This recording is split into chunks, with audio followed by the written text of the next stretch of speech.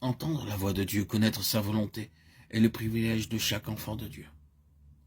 De même que nous voyons de façon évidente qu'il est indispensable d'entendre sur le plan naturel, nous devons également reconnaître qu'il y a une même nécessité sur le plan spirituel. Si quelqu'un nous parle, nous savons ce qui nous a été dit. Il doit en être de même quant à lui spirituel. Comme notre Seigneur fut gouverné des cieux, nous aussi, nous devons apprendre à l'être, mais il nous faut permettre à l'Esprit de prendre sa place du Seigneur. Nous devons éprouver un très grand besoin d'être conduits par lui et aspirer de tout notre cœur à apprendre une telle leçon, reconnaissant qu'elle est une nécessité fondamentale pour notre marche et notre utilité dans le dessein de Dieu. Nous devons entendre sa voix, apprendre à entendre la voix de Dieu. La dépendance à l'Esprit, quand l'Esprit est Seigneur, cela signifie que notre intelligence comme notre volonté dépendent du Saint-Esprit et ne fonctionnent donc plus de façon indépendante, ces facultés étant désormais collaboratrices de notre esprit. La voix de l'Esprit de Dieu, qui est la voix de la vie, se fait entendre dans des vases entièrement consacrés. Dans de tels vases, la voix de nos intérêts, de nos préservations, celle de notre raison, n'a plus cours, parce que nous consultons la voix du Seigneur. Dans de tels vases, la volonté est constamment tournée vers celle de Dieu. C'est la marque de la maturité.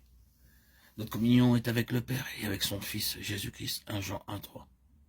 Dieu a introduit sa vie en nous, afin que par cette vie dispensée en nous, par le Saint-Esprit, nous le connaissions. Dans notre communion, le Saint-Esprit nous apprend à parler au Seigneur, à nous décharger sur lui de nos fardeaux et soucis. Nous pouvons tout lui dire. C'est en lui parlant, en lui confiant ce qui est trop lourd pour nous, que nous nous sentons déchargés. C'est ainsi que le Seigneur peut lui aussi partager avec nous ses besoins et ses propres pensées. Nous sommes alors grandement fortifiés et encouragés. Nous pouvons lui demander chaque jour ses directives, ses instructions, ses ordres concernant son plan céleste. C'est ainsi qu'il nous introduit progressivement dans tous les détails de ce plan et que nous devenons de réels collaborateurs avec lui.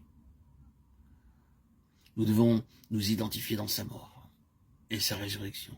C'est là ce que doit être notre expérience de chaque jour. Nous ne pouvons marcher et être conduits par lui et parvenir au trône qu'à moins de nous approprier jour après jour la puissance de sa mort quant à notre vie propre qui a été crucifiée, et par la même foi la puissance de sa résurrection par laquelle nous avons reçu la vie éternelle, qui est celle de la nouvelle création.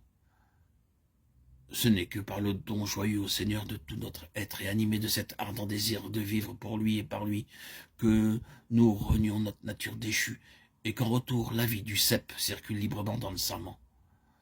Nos yeux intérieurs doivent être constamment dirigés vers le Seigneur en qui nous avons la vie et nous devons déclarer par la même foi plus de place pour l'homme naturel, mais uniquement pour Christ.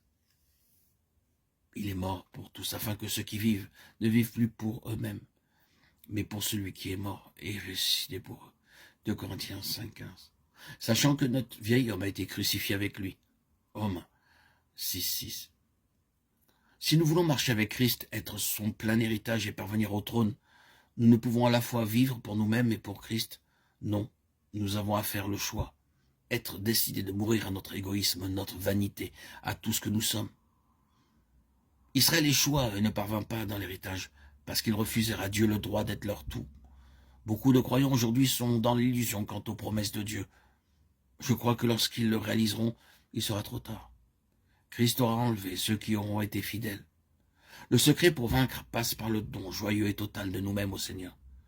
Ce n'est qu'alors que nous sommes en mesure de mourir à nos ambitions, à nos propres intentions, aux flatteries et aux critiques de ce monde. Ce n'est qu'ainsi que notre moi connaît la mort et que nous expérimentons progressivement la plénitude que nous avons en Christ, notre vie. Que le Seigneur soit notre tout et nous vaincrons.